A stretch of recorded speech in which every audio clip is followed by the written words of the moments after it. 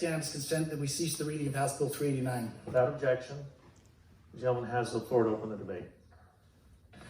Thank you, Mr. Speaker. House Bill 389 deals with property taxes. We've heard a lot of concern this last few years from our constituents on property taxes. This body last year passed a increase in the homeowners exemption that went to the Senate and failed. This body last year passed a cap on property tax budgets to stall out or limit the growth in property taxes while we tried to find a solution with an interim committee. That also failed on the Senate. We did some other things in regards to property taxes last year that I won't refer to, but property taxes are an issue that's of concern throughout our state. When we talk about property taxes, though, it's a very confusing thing. It's not an easy subject. A lot of us get emails every day saying, raise the homeowners exemption and solve the property tax problem. Raising the homeowners exemption will help some, but not others.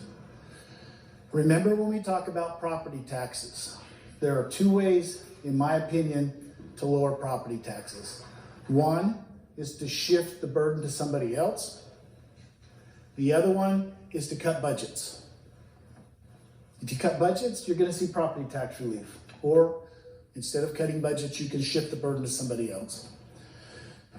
So as we've talked about it through the interim, and as we've talked about it amongst ourselves and our groups, we've had several bills come forward to try to address and ideas come forward to try to address the issue. Representative Skog had a really good one. There's all kinds of issues that have been out there. So we got a group of people together, including legislators, senators, and concerned groups. Farm Bureau, county, cities were there for a while. Some of the business were represented. And we talked about what can we do to help address the issue of property taxes. And this is the bill that came from that. What does this bill do? This bill has a lot of moving parts. And because property taxes are so confusing, sometimes we get ourselves wrapped around one area thinking that that's the solution to solve the whole problem, when quite frankly, it's a whole bunch of little changes that will help us going down the road solve the problem. I want to emphasize too, that this is not the end of the property tax discussion if this bill were to pass. This is a start. You'll have an interim committee meet again. This will help soften the blow to some of our taxpayers, but there are a lot of issues that need resolved in regards to property tax. So I want to emphasize at the start that this does not solve the property tax problem. It will help most taxpayers, but it's an ongoing conversation and there's more to be done. So what does the bill do? First thing the bill does is raises the homeowner exemption to $125,000. $125,000. That is a 25% increase. That's substantial. Will that help all property owners? No, it won't. Some of our taxing districts do not have anyone to shift that increase in the homeowners exemption to. Some of them are heavy on homes and light on commercial, ag, or timber, or some other form of property to shift it to. Will it help though? Yes, it will help. It will help throughout the state, but maybe not as much as some areas as it will in others. The next thing it does is it increases the circuit breaker. You've heard us talk often about the circuit breaker. Our good friends on the left of me here, it's been a big concern of theirs, and it's been again concern of mine and others. So this raises the amount of money that's available if somebody applies and is accepted for receiving the circuit breaker. It leaves it in the current way it is today. So if you've applied this year, it raises the amount. It also raises the income threshold a few $1,000s, so it picks up some more people that can qualify. But it also leaves it the way we do it today. But starting next year, in this bill, it changes the formula. It says that if you're over 125% of median in your county, that you have your force or you have the opportunity to go to the deferral program. Why do we do that? Some of the people in the state are pretty clever, and they figured out ways to game the system. I can take my assets and I can hide them in corporations or trust and get the circuit breaker. And I don't think it's fair that if you're living in a multi-million-dollar home that you get the circuit breaker. So not this year, but next year, it will change that to where the top 15% throughout the state will be shifted to the deferral program and out of the circuit breaker. Remember, the circuit breaker is paid for from general funds. And this will have an increase this year of a couple $1 million that will come out of the general funds. Next year, it won't come out of the general fund. It will shift back as that upper tier goes to the deferral program and not on the circuit breaker. It also increases the circuit breaker for our disabled vets, and they're included in that, so they get that benefit also. It raises the personal property tax exemption. In the current law, it's $100,000. And you probably all got a letter from the IACI and some of the businesses saying they do not support that. Why do we want or even care about personal property taxes? Seems like it should be in this bill if you think about it. Let me explain to you why it's important. Think about the budget at the taxing district, and that budget gets things added to it every year. And one of the things that gets added to it is personal property. So if good Representative Clow buys a new Gidget for $1 million, and it goes in and it's multiplied by the mill levy, and it goes into that budget. But that Gidget that he bought depreciates over time. It becomes worth less and less and less. Does the budget go down? No, it shifts. Shifts to the other homeowners. This fixes that problem. It's not a big shift, but it's a small shift. And it fixes part of the problem, but not all of it, by taking those items that are $250,000 or less and exempting them so that they don't shift the others. It also includes transient property as being exempt.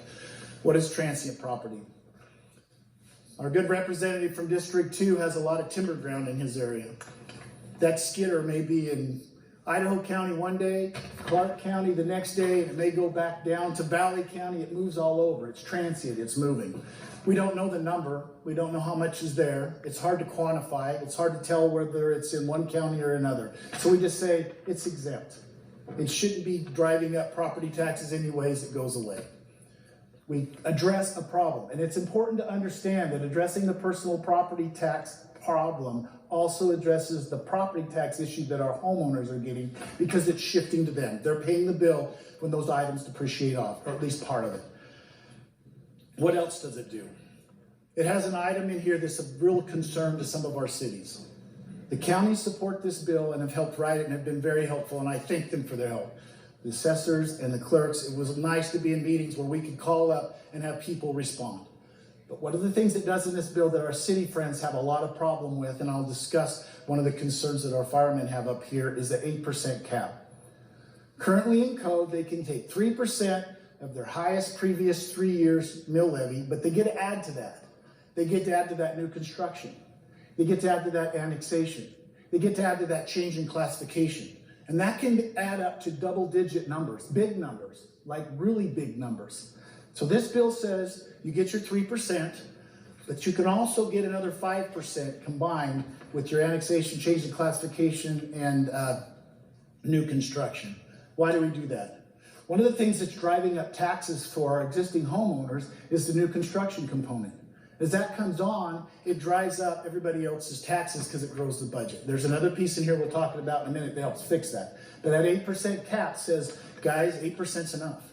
And remember, it's only the property tax portion of the budget we're talking about, which in most cases for cities and counties is less than half of the budget. I want to emphasize that. But it caps them at 8%. That's important. That helps stop some of the massive growth you're seeing in some of these budgets. Does it affect everybody? No. The majority of you in here will have no effect at all. Will it affect some? Yeah. It'll affect some of my districts, the Stars of the world, the Middletons of the world, some of those. How many counties does it affect? Not very many. Last year it would have affected a few, but most of those counties it would have affected were grabbing foregone. We'll talk about foregone in a minute. If they hadn't have grabbed the foregone, the 8% cap wouldn't affect them. 8% is pretty high. What else does it do? I just mentioned the word foregone. How many in here know what foregons are? Foregone balances.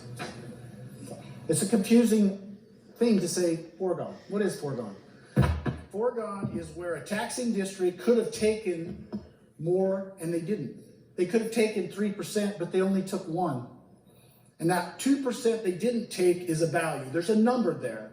And that goes into this imaginary bank account that sits out there, and at any time they can go back and grab it. That is a problem. Why is that a problem? Because some districts decide they want something, and you have a group of, say, county commissioners that have done a really good job at keeping their budgets in line. A good gentleman from me was a county commissioner. When he was a county commissioner, they did a good job of keeping their budget in line, and what happened? Their foregone grew. It got really big. The gentleman from 8 made a big mistake and quit being a county commissioner and came down here. I'm just kidding. But when he did that, what happened? The new guys that came in said, hey, look, there's all this free money we can grab. We can just raise property taxes without a vote of the people and grab that foregone and pull it back in and use it. And guess what? They did. And what was the effect? It raised taxes on all the homeowners and all the businesses and everybody else without a vote of the people, because you had one group that did a good job and they tried to make sure that they balanced it and kept everybody happy and kept the taxes low, and the new group came in and took it all. Ada County had the same situation, by the way. So did many others.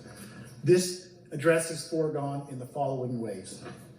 One, it says that, and this is an idea that came from our good friend here also. It says that in the future, if you have foregone and you want to put it into your budget capacity to grow your budgets, to make them bigger, you can only take 1% of it at a time. Only 1%. So you can grab a little bit, you can grab 1%, but no more. But it also says that if you have a capital project that needs built, say you've got a road that needs built, or a sidewalk, you can take up to 3% of it, but it's only for one time. So they can grab 3% of it, build that road, but then the next year that comes back out of their budget capacity, it goes away, never to happen again. It's a one-time phenomena that they can use only for capital projects. It prevents what happened in Valley County where they grew their budgets with it. It limits them to 3% one time. It's a good proposal. And I was really surprised that our county friends agreed to that, because that they felt was a fair way to accomplish it. And I agree with them. It limits that 1%, but it still allows them, if they have a problem with a road or something else, to grab 3% of it one time to fix the problem, and then it goes away. That would have been really helpful, for example, in Ada County, when they used the money to build a call center. They took all the money out of foregone, they built the call center, and then the next year it just went in their budget forever. This makes it a one-time event. This is very helpful. What else does it do? One of the concerns that our friends at the Farm Bureau had, which was legitimate, is the issue of change in classification. What is change in classification? Let me explain. I will use a county in northern Idaho, which shall be named nameless.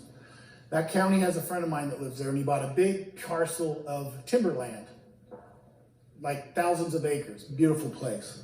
Well, when he bought that place, the county assessor said, it's not timberland anymore, it's development land. He hadn't developed it. It was still timberland. His taxes went up $25,000, $30,000. Went into new construction, so it went into the budget, grew the budgets by $25,000. I think the taxing district's budgets went up. Well, guess what happened the next year? He went to the county assessors, county commissioners, and he said, guys, this is timber ground. This isn't development ground. The county commissioners did the right thing. They said, yes, you're correct. It is timber ground. You're not developing it. And they moved the value back down. So what happened to that $20-some thousand that went into the budget? The budget didn't go down. It shifted to everybody else. It caused a tax increase for those homeowners and everybody else in that district. So in this bill, with the help of the Farm Bureau and the counties, we have tried to limit that change in classification. To give you how big that number is, in Canyon County, the assessor assumes it's about 20%. 20% of that value of new construction is nothing more than somebody changing what that property is, even though the change of use didn't happen. We try to fix that, to say, listen, when the change of use happens and you build something, dang it, you're right. The services are needed. You should have to pay the taxes. But in the meantime, that shouldn't cause a shift to everybody else. This bill fixes it. That's a big item. That's a big help for our homeowners. A big help. What else does the bill do? Let's talk about urban renewals. For years, we have had the discussion about urban renewals in this body. For years. Most of urban renewals, I think all but one, are created by cities. There was one in Minidoka created by the county, and they did that to prevent the cities from creating urban renewals because it took money away from those districts. In Canyon County, it's 20-30% of their budget capacity, or the dollars, are going into urban renewals and not to those overlying districts, which puts a burden on our good friends who are paying for those services. Soon, some of those areas those urban renewal districts will come on. Some areas do it differently. Bannock County does a great job of using urban renewal to create roads. There's not a problem there. Other counties, though, they kind of abuse urban renewal. It's an object or something we need to discuss about in the future is urban renewals. But what does this bill do with urban renewals? What this bill does with urban renewals is it says when an urban renewal district ends, when it's decided that it's done and it's terminated, that instead of 100% of that value, 100% of those dollars go into those other districts, 80% of those dollars go to those other districts. Why is that important? Because it provides tax relief.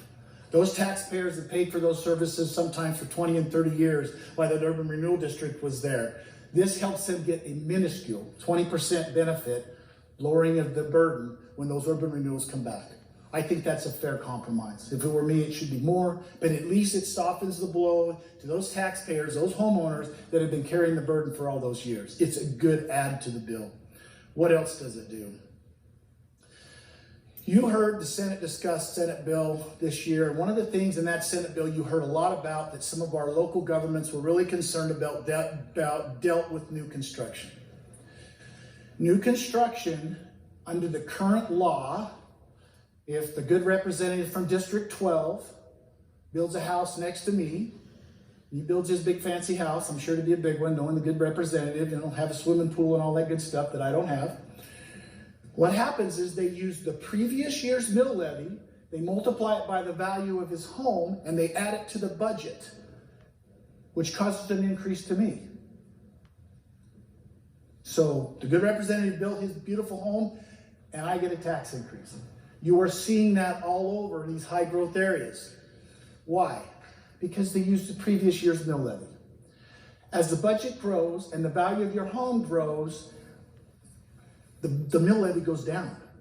It doesn't mean you're paying less taxes. It just means it goes down because the value went up. When you use the previous year's mill levy, you're using a higher mill levy. You have now caused an increase in the budget, which is shifted to everybody else. That is a problem. So what this bill says is you have to use the prior year's mill levy.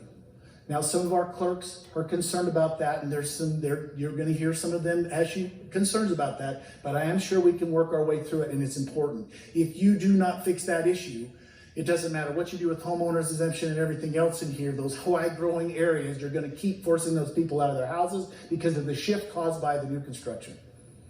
What else does it do with new construction? It does one other very important thing. It says that they only get 90% of it. Why is that important?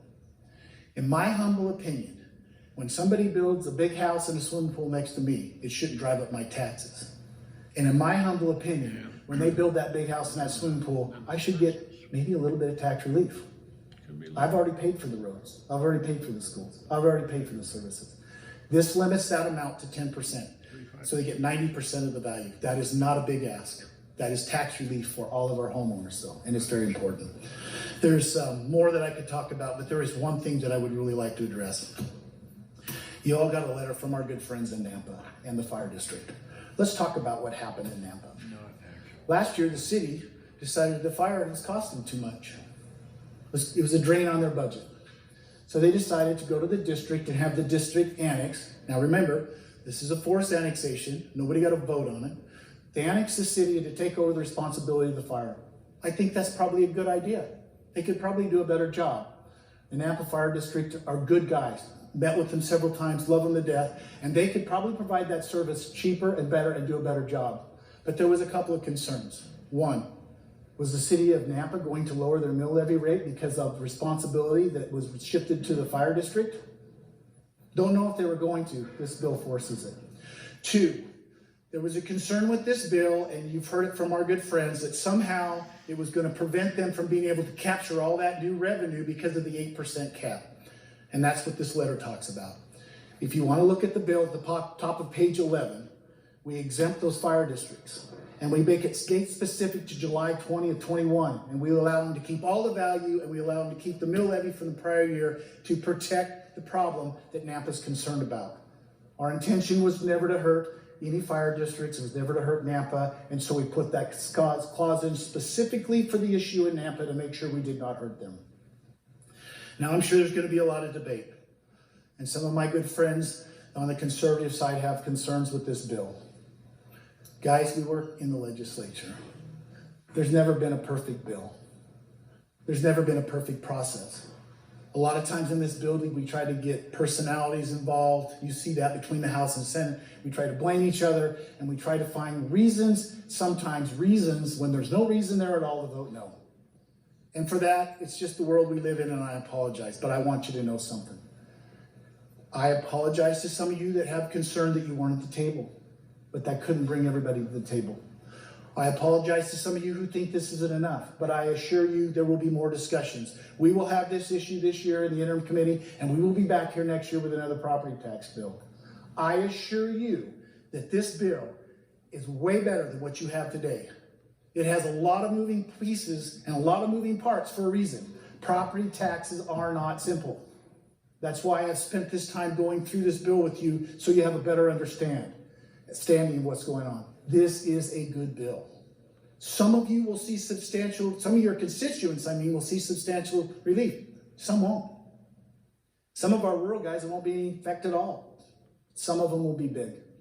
But as we go down the road of property taxes, you're not going to do the whole thing at one time. You're going to have to take it in little steps. This is actually a really big step in addressing the concern. It's a good bill. It addresses a lot of things. It will help stop the shift that's coming to all of our friends. It'll help stop the shift that's being caused by the growth. It protects from hurting our rural friends. It's a step in the right direction. It's the first time we've had a property tax bill that I can ever think of where the Association of Counties has supported it, and I publicly thank them for their help. It was refreshing to have them in the room, and I hope that you can support this bill. It is the right thing to do at this time, and I assure you there'll be more coming in the future years. Thank you, Mr. Speaker. Is there further debate?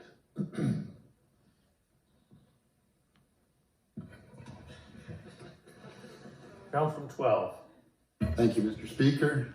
To debate against the bill. You have the floor. Thank you. Mr. Speaker, the good gentleman from District 14, he is spot on when he talks about foregone. And as a city councilman, I'm familiar with that very much. One of the key issues that prompted me to run for office here was relief for our homeowners. Their taxes on their property is skyrocketing. We all know that. And it's disproportionate to this bit of relief of $25,000 increase. It will hurt, but overall this bill is going to hurt my city, my county more than it will help. My county assessor is against this bill. My county clerk is against this bill. So not all counties are for this. I hope that you took the time to check with your county clerk and county assessor, your county commissioners and your city councilman, but you probably didn't because you didn't have time. This bill came up at noon at the print hearing, 2:30. It was before our committee, Rev and Tax. Not time to really understand 26 pages for any of us. And then it's here on the floor the next day. So you haven't had time to really go over this bill. The good gentleman from 14 has worked very hard on this with lots of people. I do not doubt that. But I don't know how this is really going to fully affect my county and my city, and that's who I represent. My county and my city people are telling me, please vote no. This is going to hurt me. My police department says this is going to defund our police, which is a popular term, but it's going to defund our police. It's going to defund our fire through no fault of their own. Yes, the city of Nampa did make a fire district, but it was based on the principles of taxation that are currently in place. And this is really going to hurt them desperately. Our fire chief is sitting in the gallery now of great concern. He's not really a politician, but he's been over here a lot because of these proposed tax bills. This bill before us will not provide meaningful tax relief to our homeowners, not at all. They won't feel it. $25,000 increase when your house property has doubled over the last 4 years. It does not keep pace. And just by the way, in my county, they've been very responsible. They did not take the 3% increase this last year. They did not take any of the growth taxes that they could have. They actually lowered their actual dollar budgets for this last year, and yet our homeowner property tax is still going to skyrocket. I'd kind of like to do that for the state one day, follow that guideline that they showed us. My city did not take the 3% this last year. Still, property prices are skyrocketing. No, I don't think it's going to solve the problem that it claims to solve on this bill. And many of you I know, you're tired, you're ready to go home, so let's vote yes on this and get out of here. But is this bill, I've heard you say, is this bill is better than nothing and it's all we have. Well, why is it this is all we have? Why is this process done in 24 hours when we had an interim committee over the summer? We have all this session to talk about taxes, and it's here, take it or leave it, this is all there is. I'd vote no on this just because of the process, because I haven't had time to go over this, and neither have all of my people that I will answer to. Can you fully explain this bill when you go back? Can you say, hurrah, we helped the homeowners with $25,000 increase on homeowners exemption? It's nothing to brag about. Again, I appreciate the work that's gone into this bill, but if I go home and my claim was to help homeowners with property taxes, that was my purpose in being here, I go home with this, I've failed. I urge your red light respectfully on this, Mr. Speaker. Thank you. Is there further debate? The lady from 10. Thank you. Would the good gentleman from 14 yield for a question? Gentleman yield. Gentleman yields. Gentleman yields. Thank you, Speaker. Good gentleman, I know we've barely talked about the bill as it is, but what would, and I wasn't trying to be snippy about that, but what would working our way through it, like to mitigate unintended consequences, whether it be to the Nampa Fire Department, Canyon County, a city, what would that look like? How would we address those issues? For example, would there be a way, we didn't intend for that to happen, so we could somehow backfill or help something that we didn't intend to make happen? Gentleman from 14. Mr. Speaker, I'll try to answer your question by saying this. We did. That's why we provided the general fund relief for the circuit breaker this year. That's why we provided the relief for the shift in personal property, so it didn't shift to the homeowners.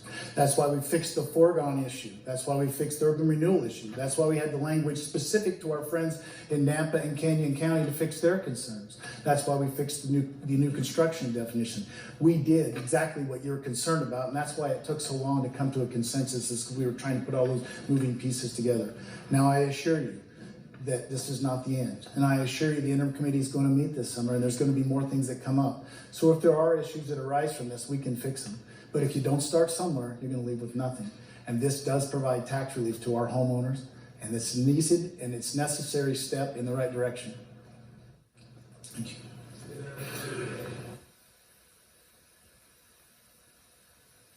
Gentleman from 24. Thank you, Mr. Speaker. I was going to get up originally and say, boy, I love this kind of talk. I'm more of a numbers guy sometimes than a policy guy. I just want to make a couple points to make sure people understand. The good gentleman from 14 made a point about when we're talking about foregone. What I want to be clear about, when we talk about 3%, we're talking about 3% of the foregone amount, we're talking about 3% of the budget. So that someone might have a relatively low amount of foregone that they've accumulated the year before, and let's say they have 600,000, and you might think it's 3% of the 600, and we're talking about the full budget. So you're looking at the total budget amount that you're pulling forward. I also say right now, I'm supporting this bill, so don't interpret some of my comments, but for clarity, I believe cities are at a disadvantage a little bit with this cap, and that the counties can jump on board a little easier because, you know, every piece of property that happens to be in the city also is in the county. The county total values are much larger than those in the city. So when you run into these caps and issues, that's why a city might be more reluctant to want to support this bill with the 8% caps, because they may have most of the growth, you know, and my observation happens within city limits. And therefore their growth numbers may be pretty large relative to their existing property values. That's also inside the county, but it becomes a smaller percentage of the total of the county. So I think that's why cities, one of the reasons cities have been objecting to this. I wanted to mention something about the cancellation of a revenue allocation district. We talk about urban renewal districts, but it's really the revenue allocation districts we're talking about and when they close. And some of you may think, well, we're only going to get 80% of that. Well, that could be detrimental.